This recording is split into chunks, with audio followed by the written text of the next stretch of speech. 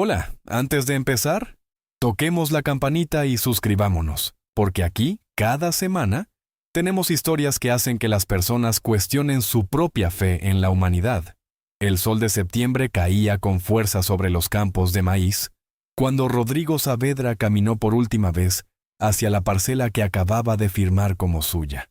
No era grande, no era perfecta. Tenía una cerca vieja al norte y un sistema de riego que llevaba años sin funcionar correctamente, pero era suya. La primera cosa verdaderamente suya en 34 años de vida. Se detuvo en el centro del terreno, se quitó el sombrero y dejó que el viento caliente le revolviera el cabello oscuro. No estaba pensando en prosperidad. No estaba pensando en revancha ni en demostrarle nada a nadie. Estaba pensando en algo que muy poca gente entiende cuando todavía es joven. Estaba pensando en paz. Años atrás había salido de la ciudad con una maleta pequeña, una herida enorme, y la decisión de no volver a construir nada junto a personas que solo esperaban el momento oportuno para quedarse con lo que era tuyo. Su familia, los mismos hombres que llevaban su apellido, lo habían excluido de un negocio millonario que él había diseñado desde cero. Habían usado sus cálculos, sus estudios, su ingenio, y en el momento de firmar habían movido papeles de manera que su nombre quedó fuera de todo. Sin escándalo, sin confrontación, con sonrisas de domingo y frases como «Así funciona el mundo», «Muchacho, y ya aprenderás». Rodrigo aprendió sí. Aprendió que los títulos universitarios no garantizan nada cuando las personas que te rodean no tienen escrúpulos. Aprendió que el apellido puede ser tanto un escudo como una jaula. Y aprendió, sobre todo, que empezar desde cero no era una derrota, sino una forma de seleccionar con mucho más cuidado quiénes merecían estar presentes cuando las cosas comenzaran a crecer. Así que llegó al municipio de Santa Lucía del Valle sin presentarse como ingeniero agrícola, sin mostrar su título enmarcado, sin mencionar la empresa familiar, ni los proyectos de irrigación que había dirigido en 3 estados distintos. Llegó con botas gastadas, camisa de trabajo y la disposición de hacer lo que fuera necesario. Jornalero, peón, ayudante de cerca, lo que hubiera. Necesitaba conocer la tierra antes de trabajar con ella. Necesitaba conocer a las personas antes de confiar en ellas. Durante 2 años fue exactamente eso. El jornalero. El que llegaba puntual, el que no se quejaba, el que terminaba lo que empezaba. Manos ásperas, espalda acostumbrada al sol, silencio cuando no había nada importante que decir. La gente de Santa Lucía del Valle lo conocía por su nombre de pila y por su forma de trabajar, pero no sabía nada más. Y eso, para Rodrigo, era suficiente. Más que suficiente. Cuando compró su parcela, el cambio en la actitud del pueblo fue tan súbito que casi resultó cómico. De un día para otro empezaron a aparecer. Las viudas, principalmente, aunque no exclusivamente. Doña Herminia, que tenía 52 años y una risa demasiado estudiada, llegó una mañana con el pretexto de que necesitaba consejos sobre una sección de su milpa que no estaba dando los resultados esperados. Araceli, la hermana del alcalde, mandó a su hijo adolescente con un mensaje escrito a mano, donde le pedía que pasara por su rancho a revisar una cerca que, según decía, estaba cediendo peligrosamente. Y Valentina, la más directa de todas, simplemente apareció una tarde con una jarra de café recién hecho y una sonrisa que no dejaba lugar a dudas sobre sus intenciones. Rodrigo recibía a todas con cortesía. Respondía lo que se le preguntaba, ayudaba cuando podía, declinaba las invitaciones con amabilidad y sin drama. No tenía interés en humillar a nadie, pero tampoco tenía interés en seguirles el juego. Las conocía a todas desde antes de tener propiedad, cuando ninguna de ellas lo había mirado con ese tipo de atención. La diferencia entre el Rodrigo de las botas gastadas y el Rodrigo de la parcela propia no era él, era lo que proyectaba hacia afuera, y esa distinción le resultaba suficientemente reveladora. Fue en esos meses de ir y venir entre su tierra y las parcelas vecinas cuando empezó a cruzarse con más frecuencia con Elisa Fuentes Montoya. No fue un encuentro dramático. No hubo miradas largas ni conversación memorable. Fue, simplemente, que Elisa estaba siempre ahí, haciendo lo que tenía que hacer, sin alaraca. La vio negociar con un proveedor de semillas una mañana de martes y quedarse de pie, sola, revisando un contrato mientras los hombres a su alrededor esperaban que alguien más tomara la decisión. La vio llegar a la reunión de la cooperativa con una carpeta llena de números que nadie más había preparado y presentarlos sin pedir disculpas por ocupar espacio. La vio, una tarde de lluvia intensa, cubriendo con lonas sus propios cultivos mientras sus trabajadores hacían lo mismo, sin distinción de roles, con la misma urgencia y el mismo barro en las botas. Elisa Fuentes Montoya tenía 41 años y administraba sola la hacienda que había heredado de sus padres. Era una mujer grande, de caderas anchas y brazos fuertes, con el cabello oscuro siempre recogido hacia atrás y unos ojos color miel que miraban las cosas de frente, sin rodeos. El pueblo tenía opiniones sobre ella, como el pueblo tiene opiniones sobre todo, lo que no encaja perfectamente en sus categorías. Decían que era brusca, que nunca se había casado porque ningún hombre aguantaba su carácter, que trabajaba demasiado para alguien que supuestamente tenía dinero. Lo decían sin malicia particular, de esa manera casual con que la gente resume a sus vecinos para no tener que conocerlos de verdad. Rodrigo la observó durante semanas antes de hablarle directamente, no porque estuviera indeciso, sino porque era un hombre que prefería entender antes de actuar. Y lo que entendía de Elisa, cada vez con mayor claridad, era que ella era exactamente lo que parecía. Una persona íntegra, capaz, que había elegido su propio camino sin pedirle permiso a nadie, y que cargaba esa independencia con la dignidad tranquila de alguien que ha pagado el precio de ser auténtica, en un mundo que prefiere la versión conveniente de las personas. La primera vez que conversaron de verdad fue en la ferretería del centro. Ella estaba intentando explicarle al empleado las especificaciones exactas de una válvula para un sistema de riego antiguo, y el empleado, con la mejor de sus intenciones, seguía ofreciéndole alternativas que no servían. Rodrigo escuchó desde el fondo del pasillo. Reconoció el modelo que ella describía, y sin pensarlo mucho, se acercó y le dijo el nombre técnico correcto. Ella lo miró. Él no añadió nada más. Ella le dijo gracias con una naturalidad que no tenía nada de coquetería ni de incomodidad, y continuó su conversación con el empleado. Eso fue todo. Pero bastó, porque en ese breve intercambio Rodrigo confirmó lo que había estado observando. Elisa Fuentes no actuaba para la audiencia, no ajustó su postura cuando él se acercó, no suavizó su voz ni buscó su aprobación. Lo trató exactamente como hubiera tratado a cualquier persona que le ofreciera información útil, con reconocimiento simple y sin teatro. En un pueblo donde la mayoría de las personas ajustaban su comportamiento dependiendo de quién las estaba mirando. Eso era extraordinario. Las conversaciones fueron aumentando de manera gradual y orgánica. Un comentario sobre el precio del fertilizante en la reunión del mes. Una tarde que él pasó por la hacienda de ella para devolverle una herramienta prestada, y terminó quedándose 2 horas hablando sobre las particularidades del suelo arcilloso en esa región. Una mañana que ella apareció en su parcela con una pregunta técnica genuina sobre la orientación de los surcos, y él le explicó sin condescendencia y sin esa necesidad de impresionar que tienen los hombres cuando hablan de cosas que saben frente a mujeres que no saben menos. El pueblo comenzó a notarlo antes de que ellos mismos lo nombraran. Y el pueblo, fiel a su costumbre, empezó a opinar. Al principio fueron murmullos pequeños, del tipo que se queda en las cocinas y los portales. Luego fueron comentarios más elaborados, de esos que se disfrazan de preocupación genuina. Que si él estaba aprovechándose de la soledad de Elisa. Que si ella estaba aprovechándose del trabajo de él. Que si la diferencia de edad importaba. Que si la hacienda era la verdadera razón. Las viudas que habían llegado con café y pretextos de cerca hablaban con una indignación velada que tenía menos que ver con Elisa y más con el hecho de que Rodrigo había elegido y no las había elegido a ellas. Nadie lo decía así, por supuesto. Nadie en un pueblo chico dice las cosas como son. Pero Rodrigo lo entendía perfectamente porque llevaba 2 años aprendiendo a leer entre las líneas de esa comunidad pequeña, y las líneas eran bastante transparentes. Él escuchaba, asentía cuando era apropiado, y seguía caminando a su lado. Elisa Fuentes Montoya había aprendido a trabajar antes de aprender a descansar, Su padre la había llevado a los campos desde los 8 años, no por crueldad, sino porque era el tipo de hombre que cree que el conocimiento de la tierra es la herencia más honesta que existe.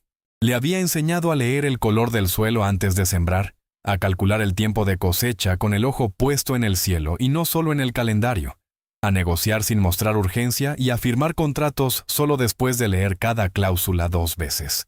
Cuando murió, ella tenía 23 años y una hacienda que sus primos esperaban que vendiera en menos de un año porque, en su cálculo, una mujer joven sin esposo no era capaz de sostener algo así. 18 años después, la hacienda seguía en pie, mejor que en pie. Era una de las operaciones más eficientes de la región, con una cartera de clientes estable, un sistema de producción bien documentado y un equipo de trabajadores que la respetaban no por obligación, sino porque ella era justa, directa, y nunca les pedía que hicieran algo que ella misma no estuviera dispuesta a hacer. Había pagado ese éxito con monedas que no aparecen en los balances contables.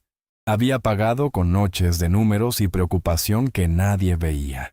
Con conversaciones cortadas cuando alguien decidía que sus opiniones valían menos porque venían en un cuerpo que no cumplía con las expectativas estéticas del liderazgo. Con la soledad particular de ser competente en un ambiente donde la competencia femenina genera incomodidad. Con el aprendizaje lento y doloroso de que algunas personas solo se acercan cuando necesitan algo y que distinguir esas personas de las demás es una habilidad que se desarrolla a base de errores y cicatrices. No era amarga, eso es importante decirlo. Elisa no cargaba resentimiento de manera cotidiana, no vivía mirando el mundo con desconfianza permanente, pero sí había construido alrededor de sí misma una distancia razonable, del tipo que las personas desarrollan cuando han aprendido que la vulnerabilidad indiscriminada es costosa. Confiaba en sus trabajadores, confiaba en sus números, confiaba en la tierra, que era la cosa más honesta que conocía porque nunca fingía dar lo que no podía dar. No confiaba tan fácilmente en las personas nuevas. Y sin embargo, con Rodrigo, algo era diferente desde el principio y ella no sabía exactamente cómo nombrarlo. No era que él fuera especialmente encantador. No lo era, en el sentido tradicional. No llegaba con grandes gestos ni con palabras elaboradas. Llegaba con preguntas inteligentes y escucha real, que es una combinación mucho más rara y mucho más valiosa. Cuando ella hablaba sobre sus cultivos, él prestaba atención con el tipo de concentración que no simula. Cuando ella tomaba una decisión que otros hubieran cuestionado, él pedía explicación no para contradecirla, sino porque genuinamente quería entender el razonamiento. Y nunca, ni una sola vez, la hizo sentir que su cuerpo era un problema que ella necesitaba resolver antes de merecer respeto. Eso era tan inusual que le resultaba desconcertante. Durante semanas se preguntó qué quería, qué buscaba realmente, porque en su experiencia, cuando alguien se acercaba con esa consistencia y esa atención, siempre había algo debajo. Siempre había una agenda, una necesidad, un cálculo. Y ella entendía los cálculos, los respetaba incluso, pero necesitaba saber cuál era el de él para poder ubicarse correctamente en la ecuación. La respuesta tardó en llegar, porque la respuesta era demasiado simple para ser inmediatamente creíble. Él no tenía agenda. La encontraba interesante. La encontraba respetable. La encontraba, en el sentido más directo de la palabra, atractiva. No a pesar de lo que era, sino precisamente por ello. Por su manera de pararse en el mundo. Por la claridad de su pensamiento. Por la solidez tranquila con que cargaba su propia vida. Una noche de finales de octubre, cuando el calor del día había cedido, y entraba un viento suave por las ventanas abiertas de la cocina, estaban los dos sentados frente a la mesa grande de madera, revisando los presupuestos de la temporada siguiente. Ella había extendido sus hojas de cálculo y él había traído sus propios registros de la parcela porque estaban evaluando la posibilidad de compartir algunos costos de transporte. Era una conversación práctica, eficiente, del tipo que a ella le resultaba natural y cómodo. Y en medio de esa conversación práctica, sin haberlo planeado, Elisa levantó la vista de sus papeles y preguntó lo que llevaba semanas callándose. ¿No te avergüenzas de que se rían? La pregunta quedó suspendida entre los dos, con toda su honestidad descarnada. Rodrigo no respondió de inmediato. Levantó la vista de sus propios papeles con calma, sin incomodidad, y la miró de frente durante un momento antes de hablar. Me avergonzaba cuando fingía para encajar, dijo. Ahora no. Elisa no respondió. No porque no tuviera qué decir, sino porque en ese instante algo se reorganizó en algún lugar dentro de ella, con la discreción silenciosa de los cambios que realmente importan. No fue un momento dramático. No hubo lágrimas ni revelaciones en voz alta. Fue simplemente que por primera vez en mucho tiempo, alguien le hablaba desde un lugar que ella reconocía. El lugar de quien ha decidido ser honesto consigo mismo, aunque eso resulte incómodo para los demás. Siguieron revisando los presupuestos. Pero algo había cambiado. Algo pequeño y permanente, del tipo que no se deshace. La reunión agrícola de noviembre era un evento anual que el municipio tomaba con una seriedad desproporcionada para su escala real. Se celebraba en el salón comunitario, con música en vivo los primeros 2/3 de la noche y discusiones sobre precios y subsidios el último tercio, cuando el alcohol ya había reblandecido suficientemente las posiciones más rígidas. Era una noche de alianzas, de negociaciones informales, de chismes elevados a la categoría de información relevante. Rodrigo y Elisa llegaron juntos porque venían de la hacienda, donde habían pasado la tarde revisando un informe sobre el pronóstico climático de los siguientes 6 meses. No llegaron tomados de la mano ni con ningún gesto particular de exhibición. Llegaron como lo que eran, 2 personas que trabajaban juntas, que se respetaban, que habían decidido hace ya algunos meses que lo que construían entre ellos valía más que la opinión externa sobre si esa construcción tenía sentido. El salón estaba lleno. La música era demasiado fuerte para las conversaciones serias, así que la gente se agrupaba en pequeños círculos cerca de las paredes, inclinándose mutuamente para escucharse. Rodrigo saludó a varios de los productores con quienes había trabajado en los últimos meses. Elisa saludó a sus socios de la cooperativa. Se separaron naturalmente durante la primera hora, como hacen las personas seguras de sí mismas que no necesitan mantenerse pegadas para confirmar que siguen ahí. Fue durante esa primera hora, mientras Rodrigo conversaba con un grupo de ganaderos cerca de la ventana del fondo, que Lorena Castellanos hizo su comentario. Lorena era la exnuera del hacendado más grande de la región, una mujer de 45 años con ropa cara, contactos importantes y una forma de hablar que siempre sonaba a cumplido, pero raramente lo era. Había estado mirando a Rodrigo desde que llegó con la evaluación calculada de alguien que está revisando una adquisición posible. Y cuando Elisa se alejó hacia el otro lado del salón, Lorena se acercó al grupo donde estaba él, con una copa en la mano y una sonrisa que tenía demasiados dientes. «Rodrigo», dijo con la familiaridad de quien asume que tiene derecho a ella. «Todavía no entiendo esa elección. Siempre pensé que tenías buen gusto». El silencio cayó sobre el grupo con la pesadez característica de los silencios incómodos. Los ganaderos miraron sus copas. Alguien se aclaró la garganta. La música siguió sonando, pero pareció por un momento alejarse. Lorena mantuvo la sonrisa. Estaba acostumbrada a que sus palabras produjeran ese efecto, y lo interpretaba como confirmación de que había dicho algo brillante. Rodrigo la miró con la misma calma con que lo hacía todo. «Buen gusto», dijo. «Es elegir respeto cuando otros solo ofrecen apariencia».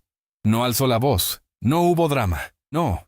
Lo dijo con la misma naturalidad con que hubiera dicho cualquier observación obvia sobre el precio del maíz o la dirección del viento.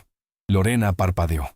La sonrisa se mantuvo por inercia un segundo más, y luego se fue descomponiendo lentamente, como hace el azúcar en el agua caliente. Nadie en el grupo dijo nada. Nadie necesitó decir nada. Al otro lado del salón, Elisa no había escuchado el intercambio. Estaba demasiado lejos y la música era demasiado fuerte. Pero uno de los ganaderos, un hombre mayor llamado don Aurelio, que había conocido a su padre y que la respetaba con la solidez de quien lleva décadas observando cómo alguien construye algo verdadero, se acercó a ella más tarde esa noche y le contó lo que había pasado. Elisa escuchó en silencio. Luego miró hacia donde estaba Rodrigo, que en ese momento estaba discutiendo algo con seriedad y atención sobre un mapa de la región que alguien había desplegado sobre una mesa. No dijo nada. pero algo más se reorganizó en algún lugar dentro de ella. Lo que nadie en Santa Lucía del Valle sabía, porque nadie había preguntado y él no tenía ninguna necesidad de anunciarlo, era que Rodrigo Saavedra llevaba meses trabajando en algo que iba mucho más allá de su pequeña parcela. Había comenzado el primer mes. Había pedido acceso a los archivos históricos del municipio, los registros de lluvia, las estadísticas de producción de los últimos 20 años, los informes de suelo que la cooperativa regional había comisionado en algún momento de los 90, y que nadie había actualizado desde entonces. Había hecho sus propios análisis.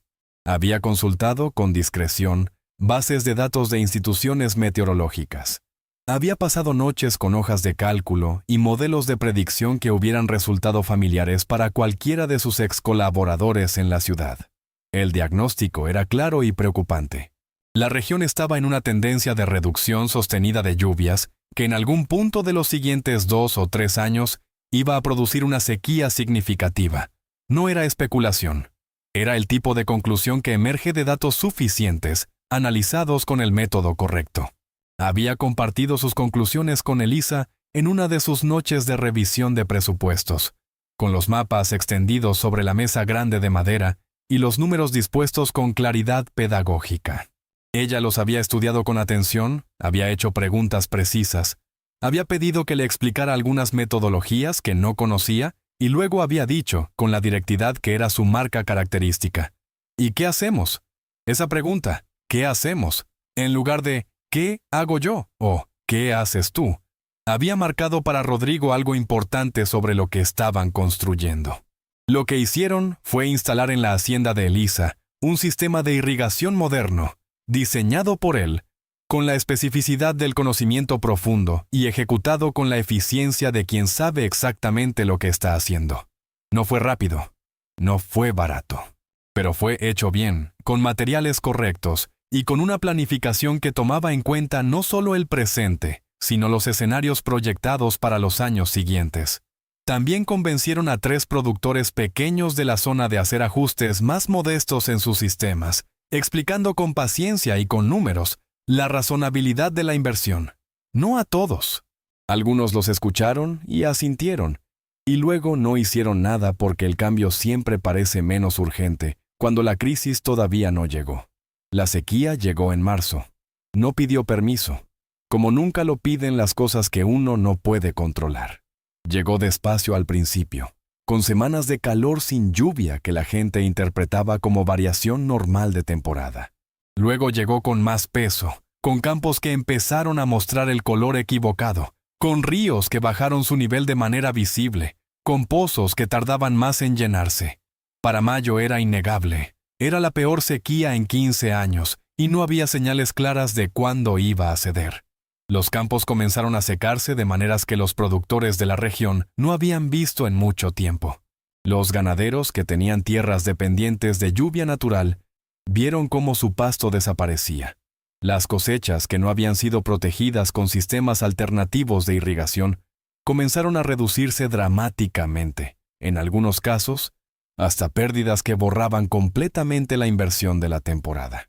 Varias de las mujeres que meses antes habían llegado a la parcela de Rodrigo con café y pretextos de cerca, enfrentaban ahora situaciones que iban de difíciles a críticas. Doña Herminia perdió casi la mitad de su cosecha de maíz y tuvo que renegociar deudas que creía controladas. Valentina, cuyo rancho dependía enteramente de riego por gravedad de un río que había bajado drásticamente su caudal, vio cómo sus números del año se convertían en rojo antes de que llegara el verano. La hacienda de Elisa Fuentes Montoya no cayó.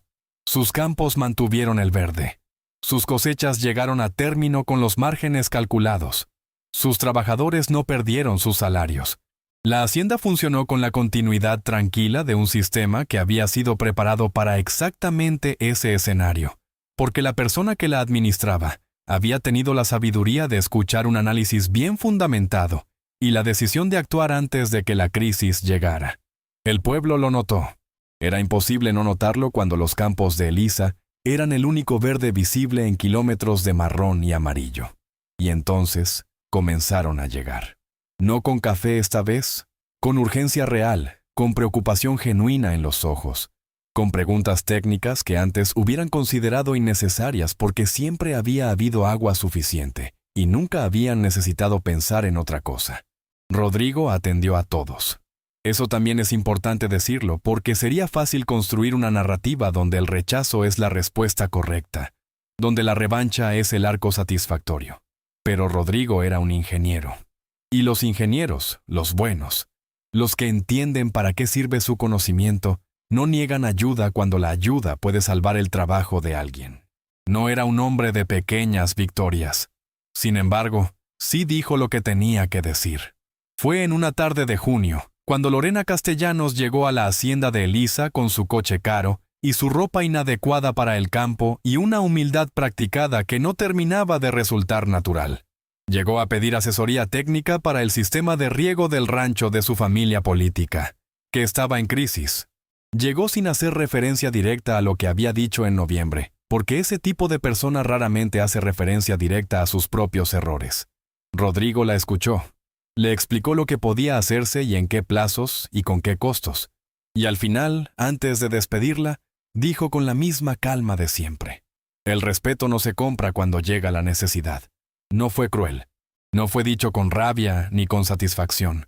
Fue dicho como una observación que le parecía pertinente que ella escuchara, con la esperanza adulta de que quizás hiciera algo útil con ella. Lorena no respondió, pero esta vez no tuvo ningún comentario sobre el buen gusto de nadie. Lo que ocurrió en los meses siguientes fue más silencioso que dramático, pero fue más transformador que cualquier confrontación pública. Elisa Fuentes Montoya no cambió su cuerpo. Eso merece ser dicho con claridad porque sería muy fácil y muy deshonesto construir una historia donde el éxito final viene acompañado de una transformación física que confirma que el mundo estaba equivocado por las razones equivocadas. Elisa siguió siendo quien era. Siguió teniendo caderas anchas y brazos fuertes y el cabello recogido hacia atrás. Siguió siendo una mujer grande en todos los sentidos del adjetivo. Lo que cambió fue su postura. Dejó de caminar por las reuniones de la cooperativa mirando al suelo o con esa contracción discreta de quien se prepara para ocupar el mínimo espacio posible.